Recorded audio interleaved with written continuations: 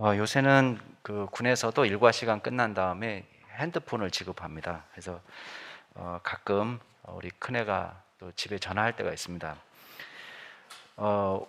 군대 다녀오신 분들은 알겠습니다만은 그 소속 부대에 따라서 구호가 달라지죠. 그래서 얘도 전화 끝나면서 자기도 모르게 뭐 이렇게 인사하고 교수 경례하고 이제 끝날 때가 있거든요. 저는 이제 필승이었습니다. 필승. 저는. 그리고 고등학교 때 교련 시간에는 단결이었습니다. 얘는 인사할 때 북진하고 끝냅니다. 북진. 소속 부대, 내가 소속이 어디냐, 이거는 굉장히 중요하죠. 왜 그러냐면 내가 소속되어 있다는 것은 신분을 이야기합니다. 신분. 그 다음에 또 한 가지는 우리의 삶의 목표와 방식을 규정합니다. 내가 어디에 소속되어 있느냐.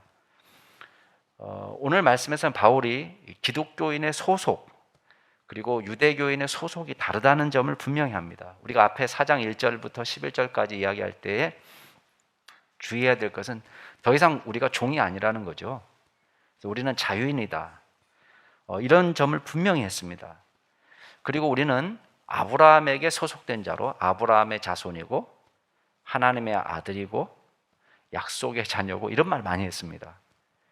근데 이거는 이게 DNA의 문제도 아니고요. 혈통의 문제, DNA 문제도 아니고 할례를 받았느냐 안 받았느냐의 문제도 아닙니다. 지금 자꾸만 거짓 교사들은 할례에 대한 이야기를 해요. 나중에 이게 왜 자꾸 할례 얘기가 나오느냐? 6장에 가면 그걸 더 분명하게 거짓 교사들의 주장을 이야기합니다. 이 사람들의 주장은 할례를 받아야 되고 또 율법을 지켜야지 구원받는다는 걸 자꾸 강조하거든요. 근데 여러분 보세요. 할례를 이야기한다면은 이스마엘도 할례를 받은 사람이에요. 그죠? 할례의 문제가 아니에요. 이스마엘은 아브라함의 자손이지만 할례를 받았지만 그렇다고 해서 이스마엘을 아브라함의 영적 후손이라 이렇게 말하지는 않습니다.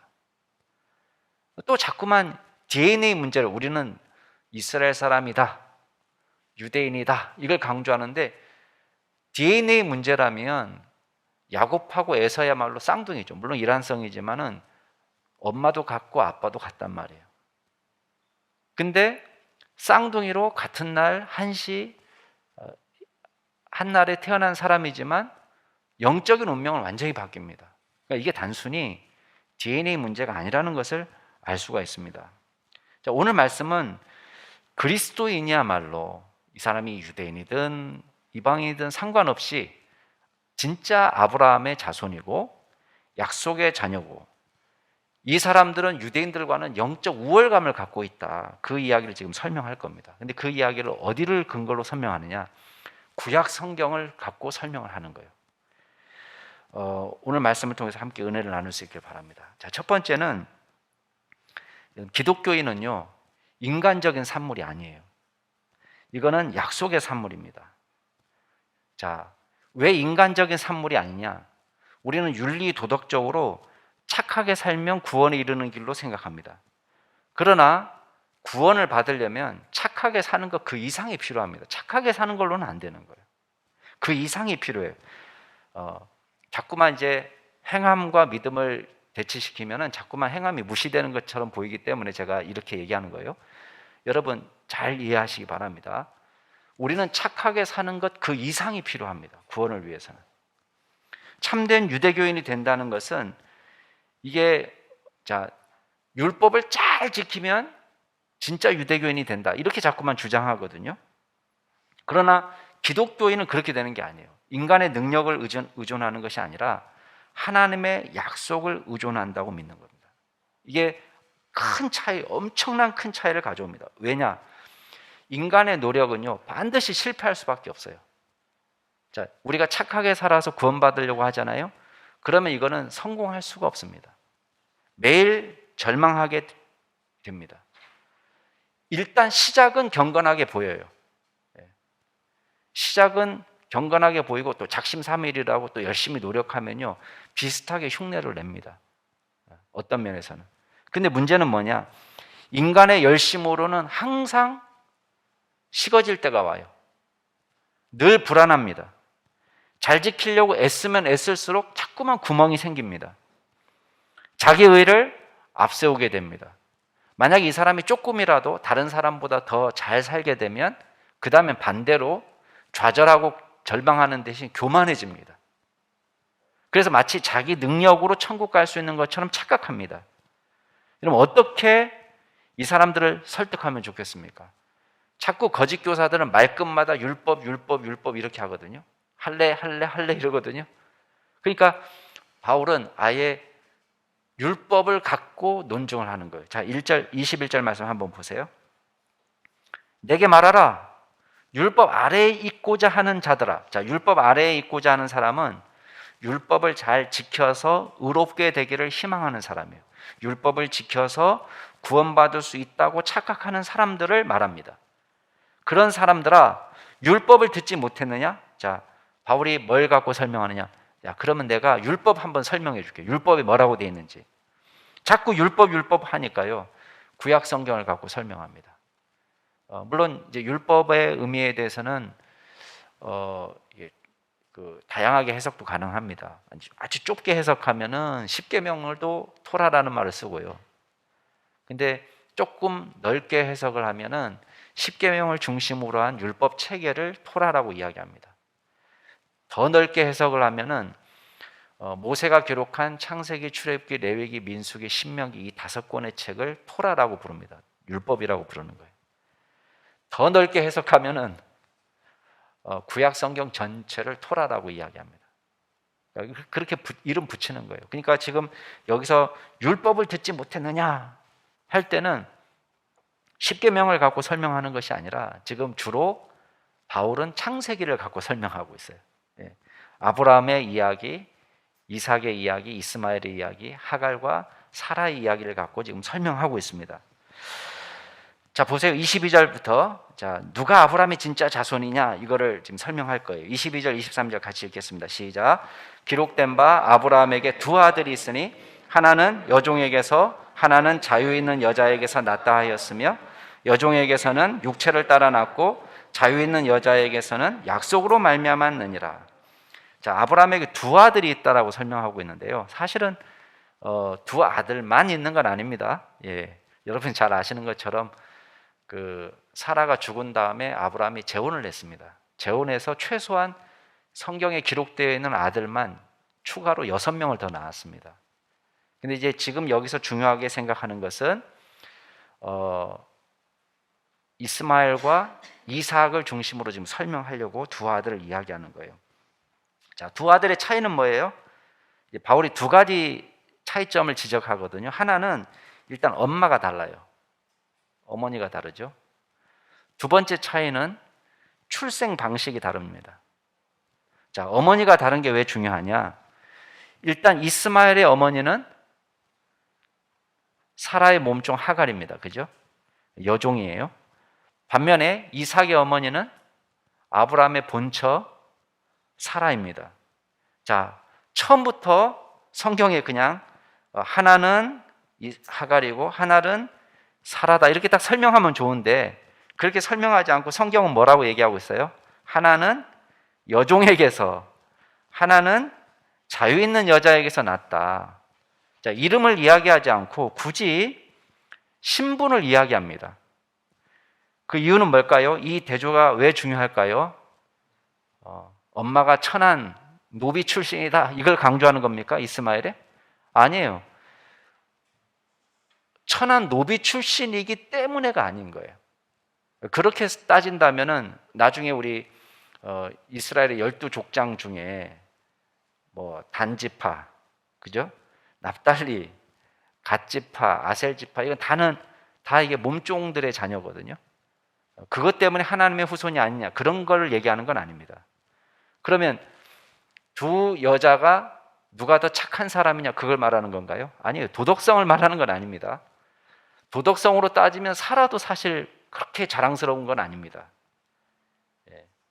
몸종을 취해가지고 자녀를 낳으라고 추천한 인물도 사라고요. 불신앙이죠. 그 다음에 그 여종이 아기를 가졌다는 것을 알게 되니까 막 못 살게 군 것도 사람입니다. 그러니까 도덕성을 따진다면 그것도 굳이 개정걸전이에요. 그게 크게 차이가 있는 것은 아닙니다. 근데 여기서 대비가 되는 건 뭐냐면 22절이 대비시키는 것은 종과 자유인입니다. 이게 왜 중요하냐?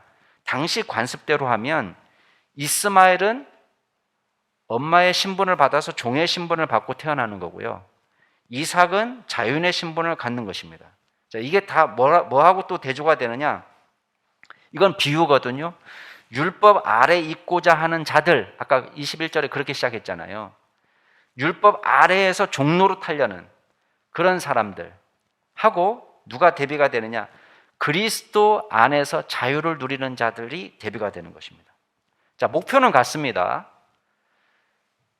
자, 저를 보세요. 율법을 열심히 지켜서 살아가는 사람도 구원받고 싶은 거예요. 그 목표는 같아요. 예수를 믿고 구원받는 것도 구원이에요. 근데 문제는 뭐냐면 여러분, 율법 아래서 종노릇을 열심히 해갖고는 종의 신분을 벗어날 수 없는 거예요. 자, 종은 어떻게 하면 자유인이 됩니까? 종의 최선은 종일 수밖에 없습니다. 노예가 열심히 살아도 노예입니다. 아무리 부지런하고 아무리 착하고 아무리 성실하게 일해도 노예는 노예일 뿐입니다. 바울이 지금 답답해하는 건 그거예요. 여러분, 이거는 불가능하기 때문에 하나님께서 우리에게 주신 은혜가 뭡니까?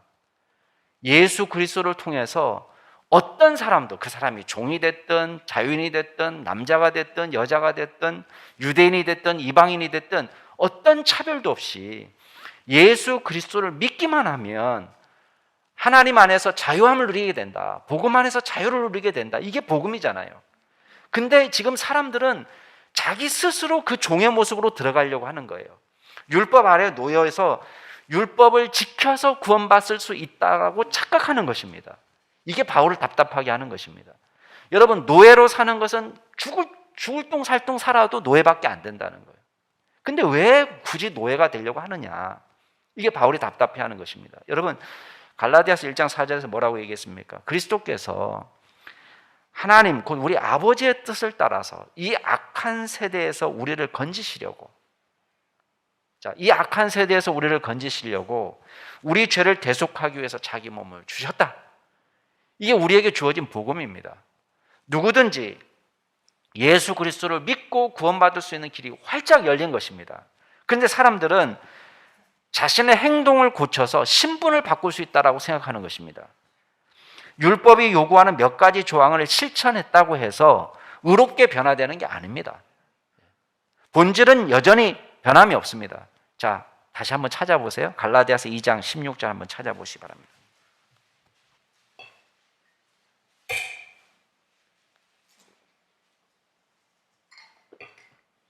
굉장히 중요한 핵심 구절입니다. 갈라디아서 2장 16절 말씀 같이 한번 읽겠습니다. 시작. 사람이 의롭게 되는 것은 율법의 행위로 말미암음이 아니요 오직 예수 그리스도를 믿음으로 말미암는 줄 알므로 우리도 그리스도 예수를 믿나니 이는 우리가 율법의 행위로서가 아니고 그리스도를 믿음으로써 의롭다함을 얻으려 함이라. 율법의 행위로서는 의롭다함을 얻을 육체가 없느니라. 이게 분명한 메시지예요. 율법의 행위로는요, 의롭다함을 얻을 육체가 없다는 것입니다. 몇 가지 우리가 성경에 나와 있는 것을 지키는 것으로는 우리의 내면이 변화되지가 않는 것입니다. 한번 해보세요. 해보면 압니다. 우리의 내면은 성령의 역사로만 변화가 되는 거예요.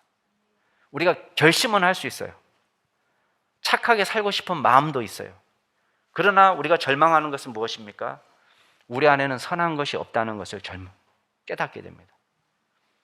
자, 또 다른 차이가 있습니다.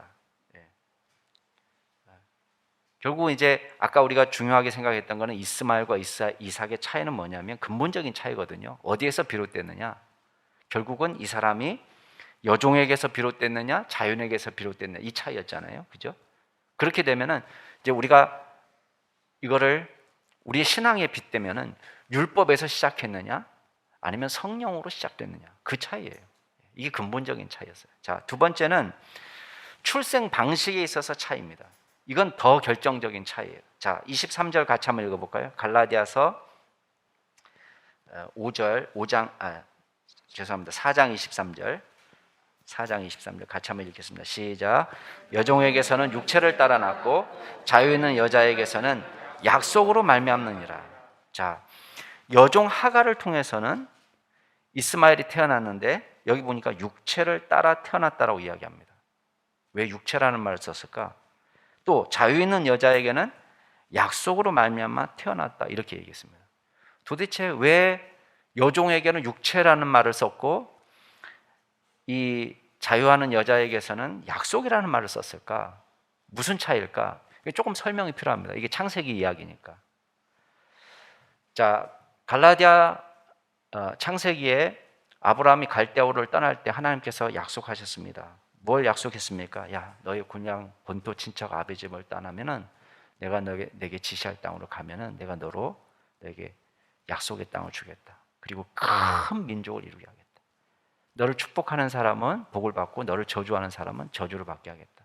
자, 땅에 대한 축복이 있고 후손에 대한 축복이 있고 그 다음에 아브라함의 신앙을 따라가는 사람들에게 주어지는 아브라함을 말미암은 열방에게 주어지는 축복이 약속되었습니다. 문제는 뭐냐? 아무것도 이루어진 게 없다는 거예요. 가나안 땅에 와보니까 땅 한 평 내 거 없고요. 자식도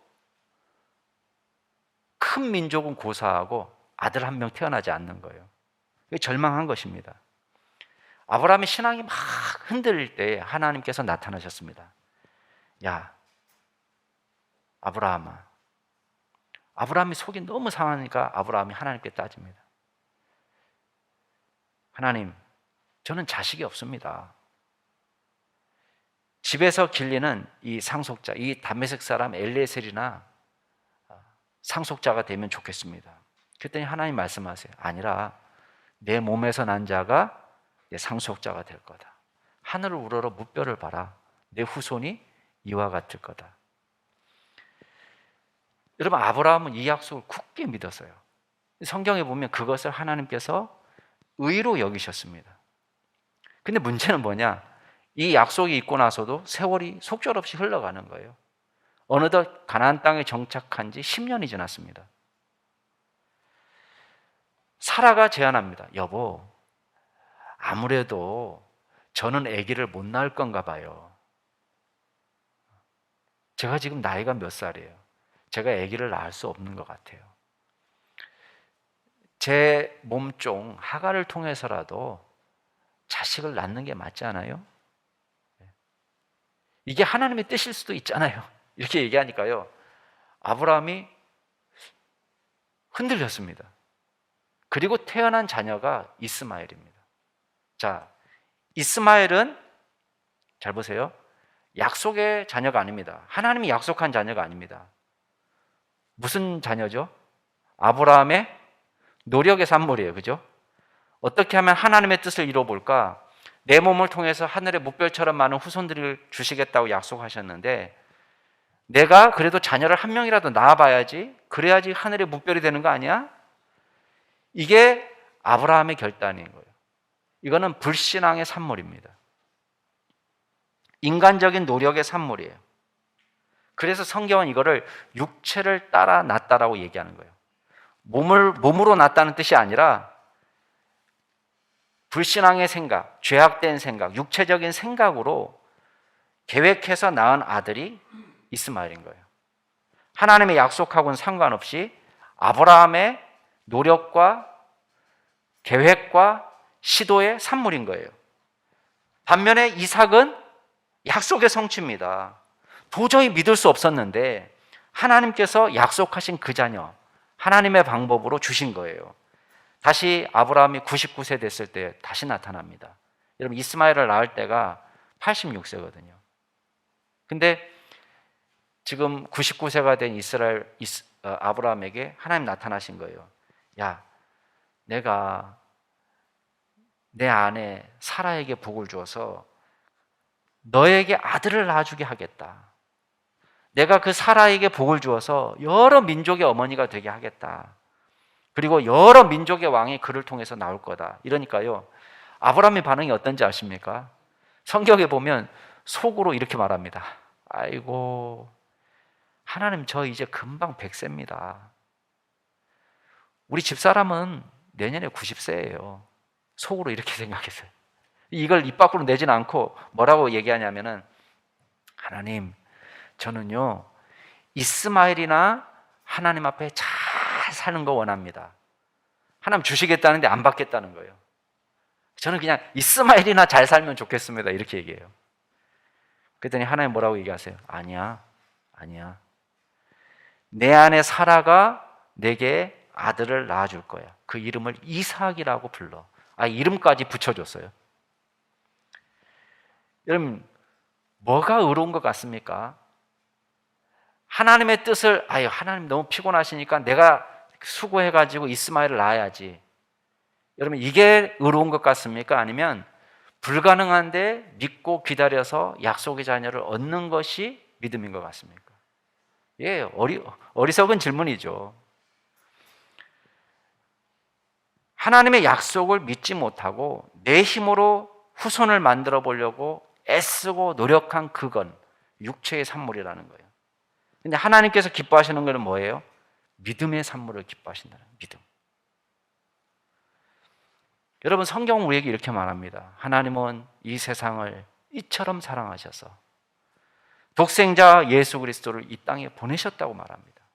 누구든지 그 그리스도를 믿는 사람은 멸망하지 않고 영생을 얻는다 말씀하십니다. 예수님께서 또 말씀하십니다. 내 말을 듣고 또 나 보내신 이를 믿는 사람은 영생을 얻었다. 이미 영생을 소유한 사람이다. 심판을 당하지 않는데 이미 사망에서 생명으로 옮겨진 사람이다 라고 말씀합니다. 그런데 우리는 예수님의 말씀을 믿지 않고 누구든지 예수를 믿기만 하면 구원받는다고 이야기하는데 엉뚱하게 우리의 힘과 노력으로 구원을 받으려고 착각합니다. 이게 불신앙입니다. 여러분, 경건한 것처럼 보이죠? 경건한 것이 아닙니다. 믿음이 없는 것입니다. 그리스도께서 우리를 위하여 저주를 받은 바 되셔서 율법의 저주에서 우리를 속량하셨다. 이렇게 말씀합니다. 근데 사람들은 자꾸만 그리스도의 십자가가 온전히 풀 수 없는 저주가 남아있다라고 얘기하는 거예요. 그래서 가게에 흐르는 저주가 있다. 우리가 예수를 믿고 난 다음에도 가게에 흐르는 저주가 있다는 엉뚱한 말을 하는 것입니다. 여러분, 예수를 믿고 난 다음에도 지금 풀리지 않은 무슨 가문의 저주가 있습니까? 예수님의 십자가가 해결하지 못하는 저주가 있습니까? 가장 큰 저주는 뭡니까? 여러분, 무슨 망하게 하는 저주, 질병에 걸리는 저주, 무슨 유전병, 이게 저주가 아닙니다. 저주라는 것은, 가장 큰 저주는 사망이고 심판입니다. 예수 그리스도의 십자가는 저와 여러분을 모든 저주에서 끊어내신 거예요. 오늘 말씀이 그렇잖아요. 그리스도께서 우리를 위하여 저주를 받은 바 되셨다. 우리 대신 모든 저주를 당하셨다. 그리고 율법의 저주에서 우리를 속량하셨다. 율법이 우리를 정죄할 거예요. 너는 나쁜 놈이야. 너는 죽일 놈이야. 너는 지옥에 가야 될 놈이야. 율법은 계속해서 우리를 저주하고 정죄할 것입니다. 그런데 그리스도의 십자가가 그 모든 저주에서 우리를 끊어냈다는 것입니다. 그런데도 자꾸만 무슨 가게에 흐르는 저주를 끊으라, 엉뚱한 이야기를 하는 것입니다. 여러분, 자, 남아있는 저주가 있다고 칩시다. 예수님의 십자가가 처리 못한 저주를 무엇으로 처리할 수 있습니까? 한번 생각해 보세요. 예수님이 처리하지 못한 십자가의 권능이 처리하지 못한 저주가 남아있다면 여러분, 그걸 뭘로 처리할 수 있습니까? 감사헌금으로 처리할 수 있습니까? 아니면 여러분의 선행으로 처리할 수 있습니까? 여러분의 기도로 처리할 수 있습니까? 무엇으로 처리할 수 있습니까? 여러분, 우리 어떤 행동도 예수 그리스도의 십자가로 처리하지 못한 저주를 끊어낼 것이 없는 거예요. 오직 예수 그리스도의 십자가만이 저와 여러분을 저주에서 온전히 구원하실 줄로 믿으시기 바랍니다. 예수 잘 믿으세요. 잘 믿고 구원받으세요. 그러면요, 꼭 이런 사람이 있습니다. 목사님, 꼭 기독교는 죽어서 천국 가는 그런 유치한 종교가 아니지 않습니까? 이 땅에서 그래도 우리가 거룩하게, 누가 거룩하게 살지 말래요? 뭐가 유치합니까? 여러분, 우리의 영혼의 구원보다도 더 고귀하고 더 숭고한 것이 무엇이 있습니까? 여러분, 예수 잘 믿고 구원받으시기 바랍니다. 두 번째 우리가 기억할 게 있습니다. 우리에게 질문하는 것은 우리 소속이 어디냐? 그걸 질문합니다. 여러분, 유대교는 자꾸 뭘 자랑하는지 아세요? 소위 유대적 그리스도인들이 자랑하는 것은 우린 예루살렘 출신이다. 이걸 자랑하는 거예요. 예루살렘의 아들이다. 그걸 자랑하는 것입니다. 그러나 바울은 이야기합니다. 우리 그리스도인은 위에 있는 예루살렘 출신이다. 그거 이야기합니다. 소속이 다릅니다. 거짓 교사들은 자꾸만 지상에 있는 예루살렘 출신을 강조합니다. 그러나 바울은 우리는 위에 있는 하늘에 속한 예루살렘 출신이라 이걸 강조합니다. 뭐가 더 우월하겠습니까? 당연히 위에 있는 예루살렘에 속한 사람이 우월합니다. 여러분, 바울은 창세기의 사라와 하갈의 비유를 계속해서 이어가고 있습니다. 24절 말씀 한번 보세요. 정신을 바짝 차리셔야 됩니다. 24절 보면은 이것은 비유다. 이 여자들은 앞에 하갈과 사라를 지금 이야기하는 거죠. 그죠? 종, 여종, 그 다음에 자유 있는 여자 두 사람을 대비합니다. 이 여자들이 나타내는 것은 두 언약이에요. 하나는 옛 언약, 모세 언약입니다. 시내산에서 주어진 모세 언약. 다른 하나는 새 언약입니다. 예수 그리스도를 통해 주어진 구원, 이 새 언약입니다. 자, 하나는 시내산으로부터 종을 낳은 자니 곧 하갈이라. 자, 이 하나는 두 언약 중에 하나는 시내산에 비유되고 있고요. 왜? 모세 언약이 시내산에서 주어졌으니까, 그죠? 그리고 종을 낳을 수밖에 없는 형편이에요. 이 시내산 언약은 누구를 상징하느냐? 하갈을 말하는 거예요.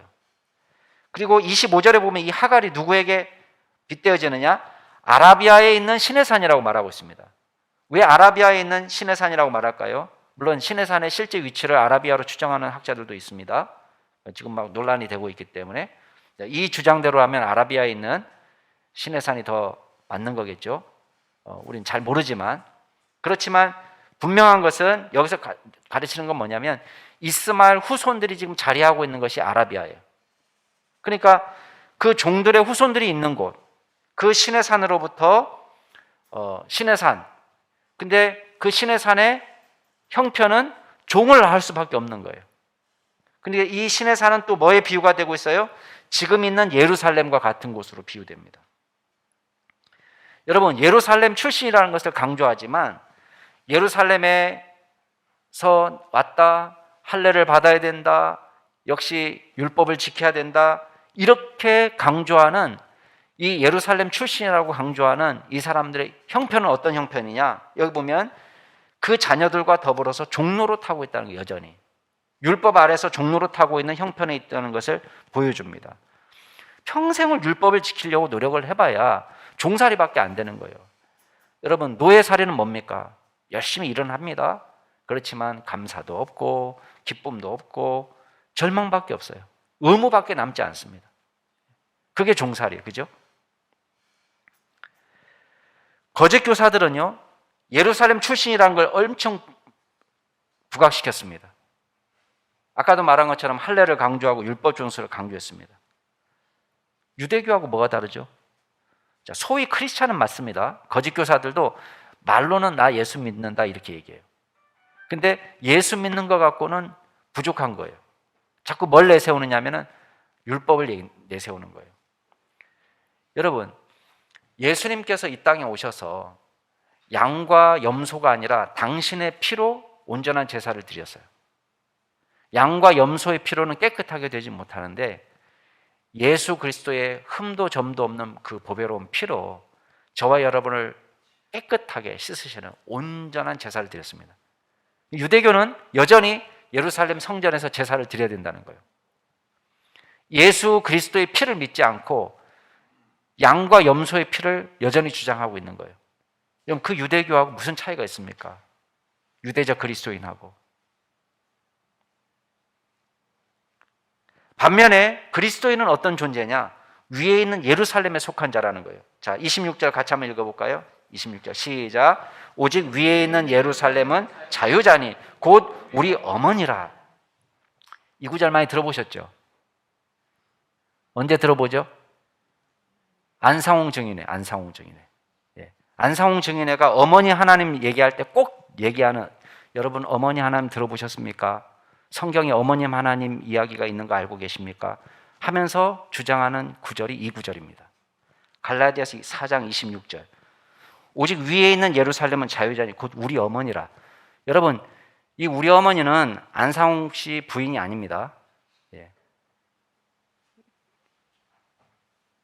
초등학교 나오신 분도 잘 해석이 되죠, 그죠? 여기서 우리 어머니는 누구를 말한 거였어요?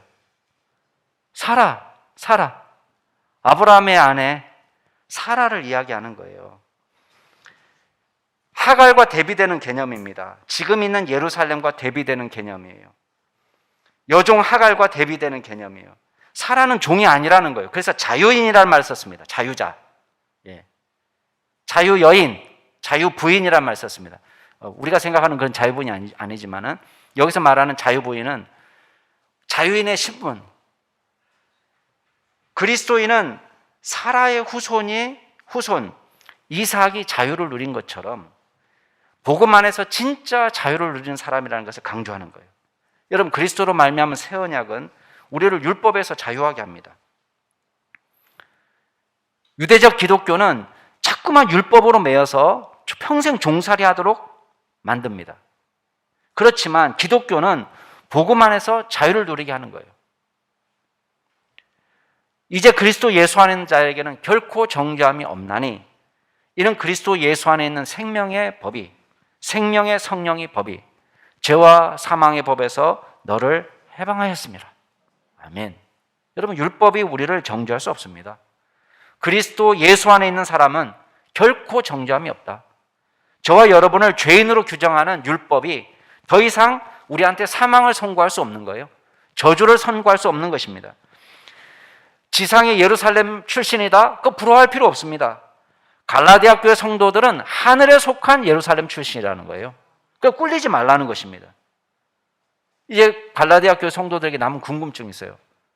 우리 바울 선생님, 그러면 왜 우리는 이렇게 초라합니까? 지금 유대교 세력은 여전히 왕성하고 예루살렘 성전은 여전히 화려하게 서 있고 견고하게 서 있고 유대적 그리스도인들은 이렇게 강하게 우리한테 역사하고 우리를 핍박하고, 당신도 알지 않습니까? 루스라에서 죽을 뻔했잖아요. 돌에 맞아 죽을 뻔했잖아요. 왜 우리가 진리라면, 왜 우리가 복음이라면, 왜 우리의 세력이 이렇게 쪼그라들고 약하고 초라하게 보이고 사람들한테 욕먹고 핍박을 받고 왜 이런 일이 벌어집니까? 이런 질문을 할 수 있겠죠. 그러니까 바울이 걱정하지 마라. 봐봐, 성경에 봐라. 이렇게 얘기하는 거예요.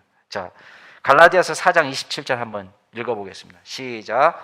기록된 바 잉태하지 못한 자여 즐거워하라. 산고를 모르는 자여 소리질러 외치라. 이는 홀로 사는 자의 자녀가 남편 있는 자의 자녀보다 많음이라. 여러분, 이 말씀은 이사야 54장 1절 말씀을 인용하고 있는 겁니다. 원래 이사야 54장의 문맥은 그래요. 53장은 여러분 되게 유명한 말씀이잖아요. 그는 실로 우리의 질고를 지고. 다 아시는 말씀이죠. 그건 뭡니까? 고난의 종이 억울하게 핍박을 받고 고난을 당하고 그리고 심지어는 죽지만 그 고난의 종의 죽음을 통해서 어떤 일이 벌어진다는 거예요. 저와 여러분의 허물이 용서함을 받고 구원을 받는다는 이야기가 이사야 53장 이야기입니다. 그러니까 우리가 볼 때는, 겉으로 볼 때는 고난받는 종이 고난받고 핍박받고 죽임을 당하는 것이 비극이지만 이걸 통해서 놀라운 반전이 일어나는 거예요. 수많은 사람들이 구원을 받는다. 그리고 54장에 와서는 어떤 이야기가 나오냐면 지금 심판을 받고 바벨론의 포로로 잡혀갔던 이스라엘 백성들이 돌아오게 되는 날이 온다는 거예요. 그래서 이전에 아픔이 있었나 기억하지도 못할 정도의 엄청난 회복의 역사가 나타날 거다. 그 예언을 지금 이사야 54장에서 하고 있는 거예요. 근데 여기서 말하는 이 갈라디아서 4장 27절 말씀은 당연히 지금 누구를 연상시키냐면 아기를 낳지 못하던 사라를 연상시킵니다. 여러분 보세요. 잉태하지 못한 자, 지금 아기가 한 명도 없어요. 산고를 모르는 자, 아기 낳아보질 않았어요. 근데 소리 지르라. 왜? 이거 소리 지르는 것은 막 살려주세요 이런 소리가 아니에요. 기쁨의 환호, 즐거움을 찬양하는 거예요. 하나님을 찬양하는 거예요. 소리 질러라. 왜? 홀로 사는 자의 자녀가 남편 있는 자의 자녀보다 많다. 이거 완전히 역전이죠. 역전. 어떤 역전이 일어나느냐? 지금은 아무것도 보이지 않던 사라의 후손들이 어떤 일이 벌어졌어요? 온 세계, 자, 이스마엘 자손들보다도 훨씬 더 영적으로 복받은 하나님의 백성이 된 것처럼 오늘날 이 기독교도 믿는 사람이 적어 보이고 여전히 소수인 것처럼 보이고 여전히 핍박받는 것처럼 보이고 세상의 조롱을 받는 것처럼 보이지만 사라의 후손들이 온 땅에 넘쳐서 산고를 모르던 여자가 또 아기를 낳지 못했던 여자가 소리 지르면서 하나님을 찬양하는 것처럼 찬양하게 되는 날이 온다는 것입니다. 이게 복음의 역사예요. 이게 반전이에요. 역사의 반전. 여러분 보세요. 어느 시대나요? 율법의 아들들이 더 많아 보입니다. 우리가 쪼그라든 것처럼 보여요. 저마다 사람들이요, 예수 믿고 구원받는다는 것보다 뭘 의지하는지 압니까? 내 양심의 법대로 사는 것을 더 의지합니다. 양심이 있어야지. 양심대로 사는 걸 더 멋지게 봅니다. 여러분 보세요. 양심의 법으로 우리가 살아갈 수는 있어요. 근데요, 문제는 100% 살지도 못할 뿐더러 어디서 문제가 생기느냐? 양심의 법을 사람마다 다 다르게 해석하는 거예요. 기준이 다 달라요. 국가마다 양심의 법이 다르고요, 사람마다 양심의 법이 다르고요, 지역마다 양심의 법이 다릅니다. 지키는 건 고사하고 일단 기준이 다 달라요. 게다가요, 사람마다 도덕적 허가라는 게 있습니다. moral license라는 말이 있어요. 심리학에서 쓰는 용어입니다. 이 말이 무슨 말인지 아세요? 사람들은 선택적으로 도덕적으로 산다는 거예요. 모든 분야에서 도덕적으로 사는 게 아니라요, 자기가 귀중하게 생각하는 것에서 도덕적으로 산다는 거예요. 예를 들면 이런 거예요. 꽃을 죽이는 거는 정말 나쁜 것으로 생각해, 이 사람은. 자기 애완견은 너무너무 끔찍하게 아껴요. 근데요, 유대인들을 학살해버려요. 히틀러. 이게 선택적 도덕이에요. 그러니까 자기가 한 분야에, 어떤 분야에 있어서 다 중요하게 생각하는 게 다 다르거든요. 어떤 사람은요, 횡단보도 건너가는 건 엄청 끔찍하게 그건 너무 귀한 것으로 생각해요. 자기 애기는 학대해. 이런 거예요. 민주화 운동하는 사람들은요, 이것도 선택적이에요. 나는 국가를 위해서 충성했기 때문에 공부할 시간 없었어. F 맞으면 안 돼. 근데 컨닝하는 건 나쁜 거 아니야. 왜? 나는 국가를 위해서 희생했으니까. 우리 친구들이 그런 친구들 많이 있었어요. 깨알같이 여기 써요. 깨알같이. 너 왜 그러냐? 너야 나라를 위해서 정직하게 부정부패를 없애기 위해서 수고하는데 너 뭐 하고 있냐? 자기는 된대요. 국가를 위해서 힘썼기 때문에 이 정도는 괜찮대요.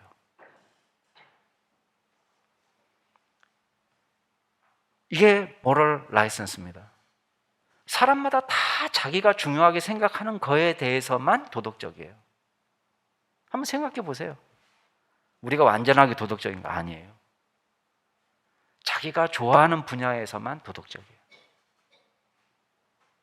여러분, 우리는 하나님 앞에 죄인이라는 것을 인정해야 됩니다. 율법 종교는 진정한 열매를 맺을 수 없습니다. 반면에 기독교는 초라해 보이지만 여전히 박해 가운데 있어 보입니다. 그러나 놀라운 반전이 일어납니다. 그리스도로 말미암아 새 언약을 통해서 생명의 역사가 저와 여러분 가운데 나타나는 줄로 믿으시기 바랍니다. 복음으로 교회가 새로워지는 것입니다. 복음으로 자녀를 잉태합니다. 성령과 말씀으로 교회가 성장합니다. 생명의 역사가 왕성하게 나타납니다. 어떻게 가능합니까? 우리가 위에 있는 예루살렘 출신이기 때문에 그래요. 지상에 있는 예루살렘은 그렇게 못해요. 위에 있는 예루살렘 출신이기 때문에. 성령의 역사가 나타나기 때문에 가능한 것입니다. 마지막으로 복음의 진리를 지키기 위해서는요, 싸움이 불가피합니다. 여러분, 오해하지 마시기 바랍니다. 기독교는 평화의 종교입니다. 사랑의 종교입니다. 그러나 미안하게도 무조건적인 포용이 아니에요. 때로는 악인으로부터 의인을 보호하기 위해서 격리가 필요할 때가 있습니다. 약속의 자녀 이삭과 육체의 자녀 이스마엘은 공존이 불가능했습니다. 28절 말씀 한번 보세요. 바울은 그리스도인을 약속의 자녀라고 불렀습니다. 그죠? 형제들아, 너희는, 여기서 너희는 굉장히 강조가 되어 나타납니다. 휘메이스. 너희는 강조용법이에요. 너희야말로 이삭과 같이 약속의 자녀다. 그런데 갈라디아 교회 안에서 진리 수호를 위한 영적 전쟁이 일어나고 있습니다. 여러분 29절 말씀 한번 보세요. 같이 한번 읽어보겠습니다. 시작. 그러나 그때 육체를 따라 난 자가 성령으로 따라 난 자를 박해한 것 같이 이제도 그러하도다. 자, 지금 거짓 교사들이 와가지고 교회를 막 들쑤셔 놓은 걸 뭘로 비유하고 있냐면, 육체를 따라 난 사람이 이스마엘이죠. 성령을 따라 난 자 이삭을 박해하는 사건과 연결시켜요. 이게 창세기 21장 이야기입니다. 자, 이삭이 태어났습니다. 나이 차이가 한 14살 정도 차이 납니다. 여러분 14살 정도 차이 나도요, 이 시기에 질투의 이 불꽃이 그냥 활활 타오르는 거예요, 눈에서. 이삭이 젖을 뗄 무렵이 되었습니다. 오늘같이 오늘날처럼 한 3개월 먹고 젖 끊고 1년 먹고 젖 끊고 그렇게 안 하고, 옛날에는 한 2년에서 4년 정도, 오래 먹으면 4년 정도 젖을 먹었습니다. 젖 끊는 잔치를 성대하게 배설합니다. 근데 오늘 보니까요, 창세기 21장 보면 이스마엘이 짓궂게 이삭을 괴롭히는 거예요. 잔치자리에서 손님들도 많이 와 있고 자기 아버지도 계시고 어머니도 계시고 다 계신데 이 이삭을 조롱하고 괴롭히는 거예요. 다 큰 녀석이. 여러분 만약에 14살 차이면은 지금 한 4살 정도의 젖을 끊을 정도면은 이스마엘 나이가 몇 살입니까? 10대 후반. 20살 가까운 녀석이에요. 몰라서 이랬겠습니까? 아니, 알고 이러는 거예요. 이삭을 놀리고 조롱하고 박해하는 거예요. 여러분, 오늘도 이런 비슷한 일이 벌어져요. 육체를 따라 난 자가 성령을 따라 난 자를 박해합니다. 여러분, 기독교에 대한 박해는요, 물론 외부에서도 주어지지만 기독교 서클 내에서 주어지는 것이 더 집요하고 더 위협적입니다. 자유주의자들의 공격, 이단들의 공격이 더 거셉니다. 믿지 않는 사람들은요, 관심이 없을 때가 있어요, 아예. 근데요, 이단들은 얼마나 집요한지 몰라요. 이에 대한 처방이 뭐예요? 단호히 대적하는 것입니다. 여러분 30절 말씀 보세요. 어떻게 하라고 했는지 같이 읽겠습니다. 시작. 그러나 성경이 무엇을 말하느냐? 여종과 그 아들을 내쫓으라. 여종의 아들이 자유 있는 여자의 아들과 더불어 유업을 얻지 못하리라 하였느니라. 자, 사라가 보니까요, 이스마엘이 이삭을 괴롭히거든요. 근데 생각해 보세요. 다 큰 녀석이, 그것도 아버지도 계시고 지금 손님들도 와 계시고 보는 사람이 그렇게 많은데도 그렇게 겁없이 하고 있다면 어떤 일이 앞으로 벌어질지 모르는 거예요. 남편에게 단호히 요구합니다. 그 여종과 그의 아들을 내어 쫓으십시오. 이 종의 아들은 내 아들 이삭과 함께 유산을 나눌 수 없습니다. 이게 사라의 요구였습니다. 아니, 피도 눈물도 없나? 이렇게 생각하실 수 있겠습니다. 근데요, 자, 아버지 아브라함은 나이가 많아요. 언제 돌아가실지 몰라요. 아버지 돌아가시면 당장 누구한테 생명의 위협이 되겠어요? 이건 그냥 같이 살 수 있느냐 마느냐 그 정도가 아니에요. 죽느냐 사느냐의 문제예요. 지금 아버지 버젓이 살아계신데도 저러고 있으니까 아버지 돌아가시면 어떻게 될 거예요? 아버지가 눈 뜨고 보고 있는데도 저러고 있다면 아버지 안 보는 데서는 무슨 일이 벌어질지 모르는 거예요. 아브라함이 고민이 됐습니다. 왜? 이스마엘도 내 자식이거든요. 그래서 하나님께 기도합니다. 하나님의 답변은 간단합니다. 이삭에게서 나는 자라야 내 씨라 부를 것이다. 내보내라는 거예요, 하나님도. 그래서 아브라함이 성경 보면 그랬어요. 창세기 보면은 아침 일찍이 일어나 이걸 실천합니다. 쉽게 말하면 즉각 조치를 취하는 거예요. 이것이 이삭과 사라를 보호할 수 있는 유일한 길이라고 본 것입니다. 여러분, 율법과 복음은 공생하지 못합니다. 이단과 정통은 공존하지 못합니다. 율법을 지키는 것으로는 결코 구원받을 수 없습니다. 오직 믿음으로 구원을 받습니다. 성경이 말하는 것은 무엇입니까? 오직 그리스도를 믿고 구원받는다는 사실을 부인하는 어떤 사조도 단호히 쫓아내라는 것입니다. 사람 안에 구원의 길을 찾으려는 어떤 시도도 부인되어야 됩니다. 우리의 육체를 신뢰하려는 어떤 시도도 거부되어야 됩니다. 이단은 타협과 공존의 대상이 아닙니다. 단호히 대처해야 됩니다. 그것이 교회를 보호하는 길이고 성도들을 보호하는 길인 거예요. 결국 하나님의 나라를 유업으로 받을 사람은 누굽니까? 육체의 자녀가 아닙니다. 약속의 자녀입니다. 약속의 자녀. 31절에 이렇게 얘기합니다. 그런즉, 자, 같이 한번 읽어볼까요? 시작. 그런즉 형제들아, 우리는 여종의 자녀가 아니고 자유 있는 여자의 자녀이라. 사랑하는 성도 여러분, 저와 여러분이 어디에 소속되어 있느냐? 오늘 말씀은 우리에게 소속을 질문합니다. 우리는 하늘에 있는 예루살렘 출신입니다. 여종의 아들이 아니라 자유인의 아들인 줄 믿으시기 바랍니다. 오늘날 복음이 위협을 받는 시대를 살고 있습니다. 예수 그리스도의 복음이 오히려 조롱받는 시대를 살고 있습니다. 지상에 있는 예루살렘 출신 사람들이 오히려 하늘에 속한 예루살렘 출신 사람들을 핍박합니다. 오히려 지상의 예루살렘에 있는 사람들이 하늘에 속한 사람들을 종살이 시키려고 합니다. 저와 여러분이 복음으로 굳게 무장되어서 온전히 예수 그리스도의 참된 종으로 서야 될 줄로 믿습니다. 여러분은 요새 우리가 누가복음 보고 있습니다. 여러분, 복음서도 똑같아요. 복음서도 누가 구원의 백성이냐, 누가 구원받는 자인가를 질문합니다. 여러분, 누가복음에서 우리가 계속해서 만나는 사건은 뭡니까? 우리가 지난주에 본 건 뭐예요? 율법의 조건을, 율법의 기준으로 삭개오를 보면요, 천하 몹쓸 인간이에요. 삭개오는. 그렇죠? 삭개오는 율법의 기준으로 보면 죄인입니다. 그러나 하나님 나라의 관점에서 보면 잃어버린 죄인이에요. 언제든지 회개하고 돌아오면 구원받을 수 있습니다. 율법의 기준으로 보면 맹인 바디메오는 평생 도움을 준 적은 없고 누군가의 도움을 받아서 빌어먹고 살았던 거지예요. 그러나 예수님께서는 바디메오의 업적을 보시는 게 아닙니다. 바디메오의 노력을 보시는 것이 아닙니다. 바디메오는 예수님 없이는 살 수 없다고 부르짖습니다.